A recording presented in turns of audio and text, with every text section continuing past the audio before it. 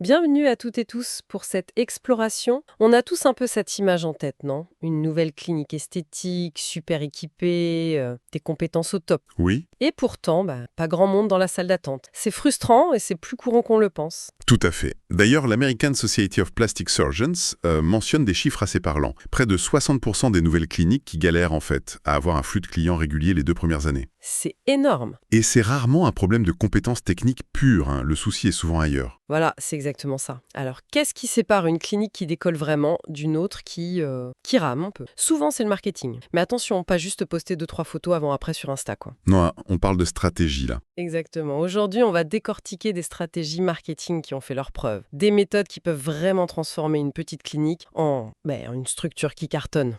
Des tactiques très concrètes hein, qui sont utilisées sur le terrain par des praticiens pour vraiment dominer leur marché local. L'objectif, c'est ce que notre source appelle la million-dollar practice. C'est ambitieux, hein. Carrément. Et justement, notre source pour cette discussion, c'est une masterclass proposée par le docteur Harry Massoudi. Alors lui, son parcours est hyper intéressant. Ah oui. C'est un biologiste moléculaire à la base, ancien chercheur en médecine régénérative, et aujourd'hui, il est consultant business, mais spécifiquement pour le secteur de la beauté et de la tech. Ah d'accord, donc il a vraiment cette double vision, la science d'un côté, le business de l'autre. Ça doit donner une perspective assez unique sur le secteur esthétique. C'est ça. Il comprend les enjeux techniques, mais aussi les réalités commerciales. C'est pas de la magie, c'est basé sur l'analyse, l'expérience. Donc pas de recette miracle, mais une approche réfléchie. Voilà. Notre mission aujourd'hui, c'est de décortiquer ensemble 9 tactiques marketing clés issues de sa masterclass. Des tactiques vraiment pensées pour les praticiens en médecine esthétique qui veulent passer à la vitesse supérieure. Prêt, on est prête. On commence avec la première, l'edutainment. L'edutainment, oui, c'est un concept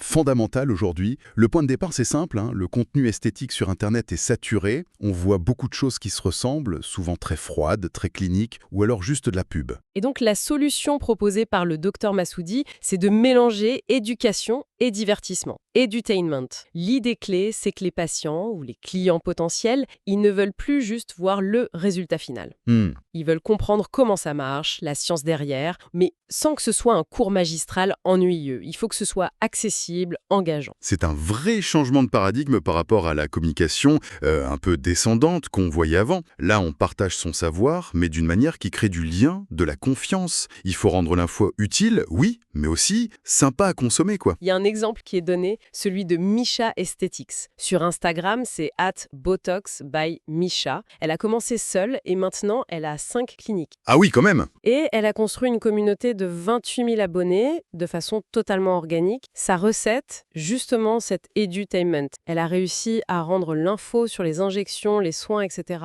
à la fois fun et super claire. C'est une super illustration. Ça montre bien que la compétence technique, même si elle est indispensable, elle ne suffit plus pour sortir du lot, surtout en ligne. La façon de communiquer sur son expertise, c'est devenu, un vrai levier de différenciation. Alors, concrètement, on fait comment pour mettre ça en place? Le plan d'action suggéré, c'est d'abord de créer du contenu éducatif, mais digeste. Digeste, oui. Vidéos courtes, démystifier des idées reçues, expliquer la science simplement, et ensuite y ajouter une touche de fun. Jean, Utiliser les sons tendances sur TikTok ou Reels, montrer un peu les coulisses, genre une journée à la clinique, ou alors créer des rendez-vous réguliers, le lundi meet, le mardi traitement, ce genre de choses. d'accord, créer une sorte de programme. Et la régularité, c'est important, j'imagine, hein. Crucial. Une étude de Sprout Social est citée, publiée même juste 1 ou 2 fois par semaine, mais de façon constante, ça peut booster un engagement de plus de 30%. Ah ouais, c'est pas négligeable. La fiabilité, ça paye. Et une petite astuce pratique, faire du batching, profiter des moments calmes pour préparer plein de contenu d'un coup. Bonne idée, ça. Créer par lot. Ok, donc on a capté l'attention avec du contenu sympa et instructif. Comment on fait pour que les gens interagissent encore plus? C'est là qu'arrive la deuxième tactique, c'est ça? La gamification. La gamification, on pourrait dire ludification, ça sonne un peu jeu, quoi. Est-ce que c'est vraiment sérieux pour de la médecine esthétique? C'est une bonne question.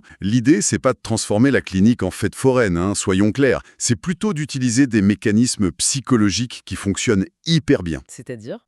Les mécaniques de jeu, les défis, les points, les récompenses, ça active le circuit de la dopamine dans le cerveau. Ça crée du plaisir, un sentiment d'accomplissement. Une étude de Talent LMS a montré que ça peut augmenter l'engagement de quasiment 90%. 90%. Ouais, donc appliquer à une clinique, ça veut dire plus d'interaction, plus d'intérêt pour ce que vous proposez. D'accord, je vois mieux. Et ça prend quelle forme alors? Des exemples concrets? Oui, la masterclass en donne. Par exemple, des petits quiz en story Instagram sur les soins de la peau, avec une petite réduc pour ceux qui participent, ou alors des jeux de devinettes sur des avant-après, mais anonymisés bien sûr. Ou des défis de parrainage, hein. Exactement. Genre, si 3 de vos amis viennent pour une consultation, vous avez moins 50% sur votre prochain soin. Ça motive. Il y a un cas concret qui est cité?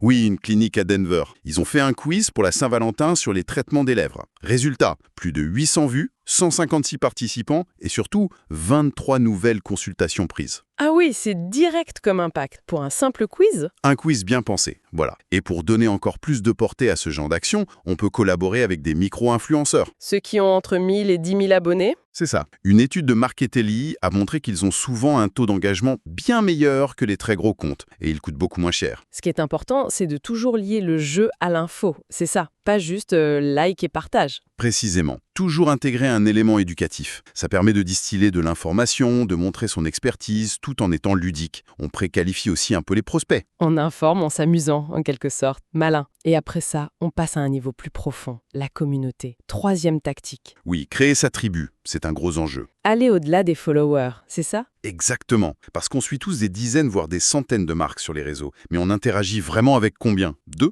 3? Pas faux. L'objectif, c'est de faire partie de ce petit cercle privilégié dans l'esprit des gens. Les cliniques qui durent, elles n'ont pas juste des clients, elles ont des ambassadeurs. Des gens qui recommandent, qui laissent des super avis, qui reviennent. Voilà. Alors comment on crée ça? Plusieurs idées sont proposées. D'abord, créer des espaces un peu exclusifs, genre un groupe Facebook privé pour les clients VIP. Ou des sessions Q&A virtuelles, le café avec le doc. Oui, ou des programmes de fidélité avec différents niveaux, des avantages qui augmentent, ça valorise les clients engagés. Et il y a aussi le contenu généré par les utilisateurs, le fameux UGC. Encourager les clients à partager leur expérience. Tout à fait. Via un hashtag spécifique à la clinique, des concours photos où ils montrent leurs résultats, mettre en avant un client du mois, ou même demander des témoignages vidéo. Peut-être avec une petite incitation. Et le contact réel, ça compte toujours. Les événements. Carrément.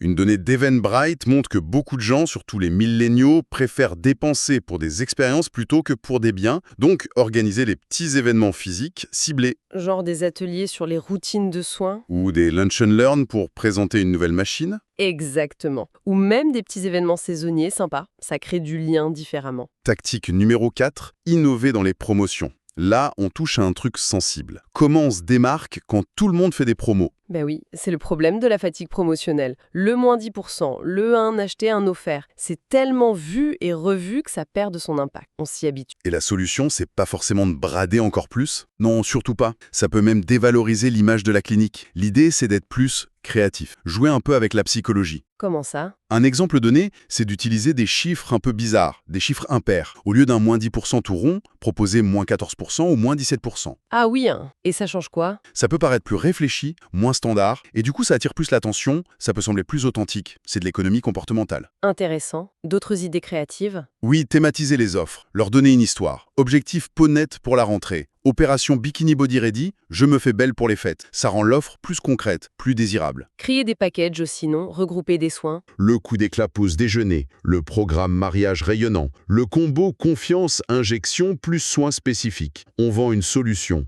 pas juste un soin isolé. Et jouer sur l'urgence. Les ventes flash. Oui, mais avec parcimonie. Offre valable ce week-end seulement, juste pour les 10 premières réservations. Ça crée le fameux FOMO, la peur de rater quelque chose. Ça peut accélérer la décision. Ok, on passe à la 5e tactique, l'excellence du service. Là, on sort un peu du marketing pur pour aller vers l'expérience client. Mais c'est totalement lié. On est dans l'économie de l'expérience. La compétence technique, c'est la base, c'est attendu. Ce qui fait vraiment la différence aujourd'hui, c'est comment le client se sent pris en charge, l'expérience globale. Une étude de PwC est citée qui dit que si 73% des gens trouvent l'expérience client super importante, en fait, moins de la moitié des entreprises sont jugées excellentes là-dessus. Voilà, donc il y a une vraie opportunité de se démarquer en étant juste excellent dans l'accueil, le suivi, l'attention portée aux détails. L'idée, c'est de créer des moments waouh. Des petits trucs qui marquent. Exactement. Des petites attentions personnalisées. Se souvenir de la date du premier traitement d'un client fidèle et lui envoyer une petite offre pour l'anniversaire. Offrir un un petit cadeau sympa et pertinent après un soin, un bon baume à lèvres après des injections dans les lèvres par exemple. C'est ça.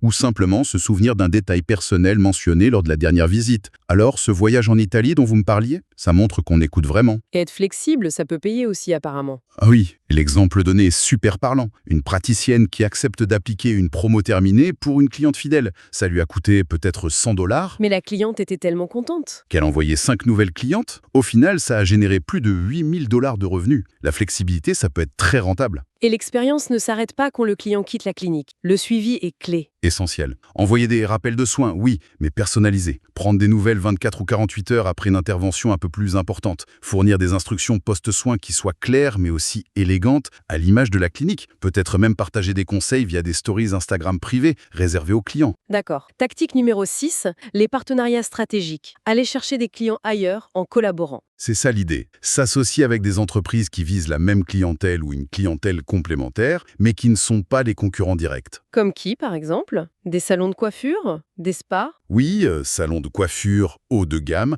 spa, mais aussi studios de yoga, de pilates, coach sportif, boutique de mariage, nutritionniste, centre de bien-être. Et ça prend quelle forme concrètement, ces partenariats? Ça peut être des promotions croisées, un package peau et cheveux sublimes avec un coiffeur, des événements organisés à deux, un atelier éclat post-entraînement avec un studio de fitness, ou juste des systèmes de parrainage mutuel. La source insiste sur l'approche, non? Faut pas arriver en mode « je veux un partenariat » tout de suite. Non, surtout pas. C'est comme pour toute relation, il faut la construire. Commencer par interagir avec eux sur les réseaux, aller à leurs événements, leur proposer d'apporter quelque chose d'abord. Peut-être offrir une mini-conférence gratuite sur un sujet lié à la peau pour leurs clients. Créer de la valeur avant de demander. Il y a un exemple de succès qui est donné. Oui, une clinique dans le Colorado qui s'est associée à 3 studios de yoga. Offre spéciale pour les membres des studios, petite commission pour les studios sur les clients envoyés. Résultat, 47 nouveaux clients dès le premier trimestre. Pas mal. Ça permet de toucher une audience qui est déjà en confiance avec le partenaire. Exactement, ça facilite beaucoup l'acquisition. 7e tactique, l'omnicanal. Être présent partout de façon cohérente. C'est devenu incontournable. Le parcours d'un client, aujourd'hui, c'est plus une ligne droite. Il va peut-être vous voir sur Instagram, puis chercher des avis sur Google, aller sur votre site, peut-être appeler, puis réserver en ligne, et après, il va peut-être parler de vous à ses amis sur WhatsApp. Faut être partout où le client est, en gros. C'est ça, et de manière fluide. Un chiffre de l'Aberdeen Group est intéressant. Les boîtes qui ont une bonne stratégie omnicanal garderaient 89% de leurs clients, contre seulement 33% pour celles où c'est décousu. La différence est énorme. Donc, il faut penser sa présence sur chaque canal.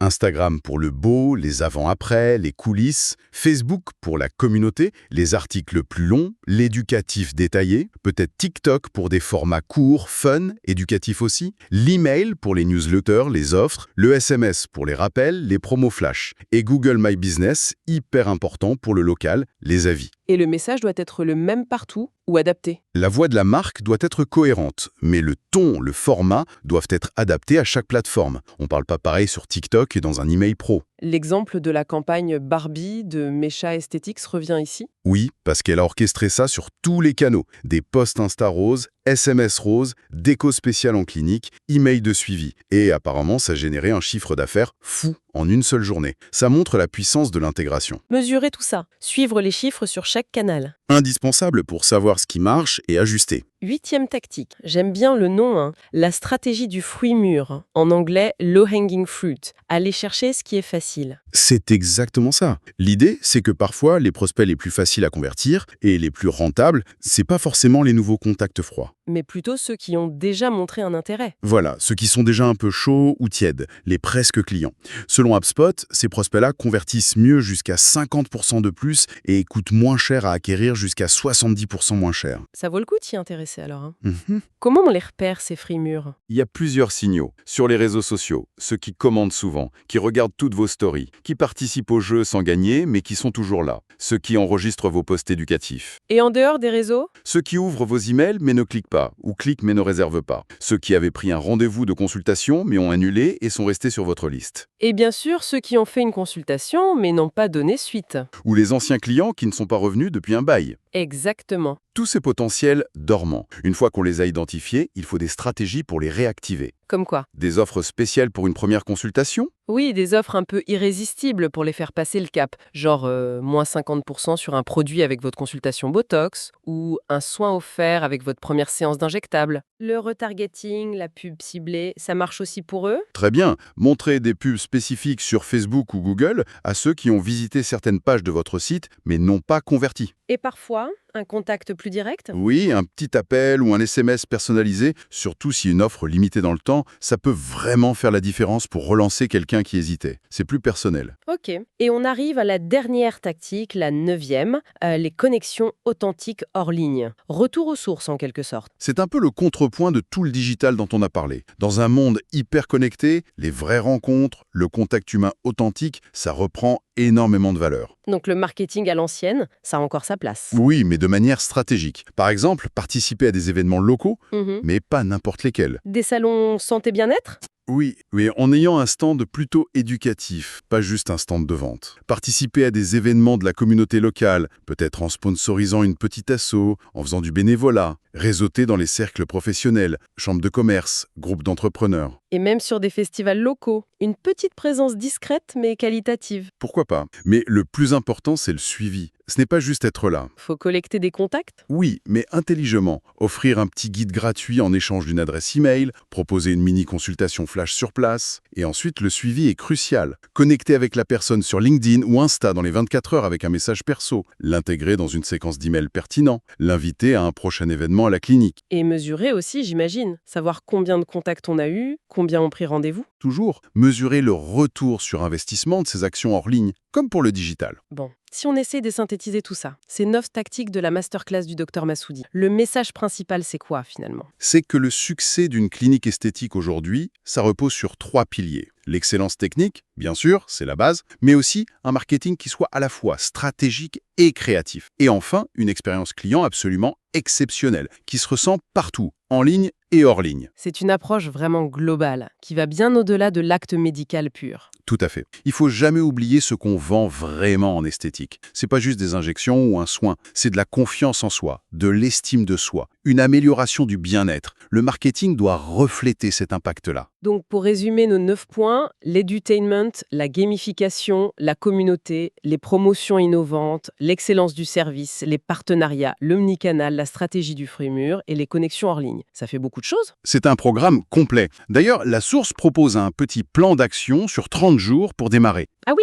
Semaine 1, regardez ce qu'on fait déjà en ligne et voir où on peut ajouter de l'edutainment. Semaine 2, lancer un petit truc de gamification, simple. Semaine 3, identifier 2 ou 3 partenaires possibles et prendre contact. Semaine 4, choisir une chose à améliorer dans l'expérience client et prévoir une action hors ligne. L'idée, c'est de ne pas tout faire d'un coup, c'est ça, choisir 2 ou 3 pistes qui nous parlent le plus. Exactement. Commencer petit, mais être constant. Appliquer ces 2 ou 3 tactiques pendant 90 jours par exemple, pour vraiment voir si ça bouge. La persévérance, c'est la clé. D'accord. Et pour finir, une petite question pour nous faire réfléchir. Oui, au-delà de toutes ces stratégies bien rodées, quelle serait la plus petite chose, la plus petite action qu'un praticien pourrait faire aujourd'hui, là, maintenant, pour commencer à tisser un lien plus vrai, plus authentique avec un client potentiel? Quelle serait cette toute petite première pierre pour construire son succès de demain?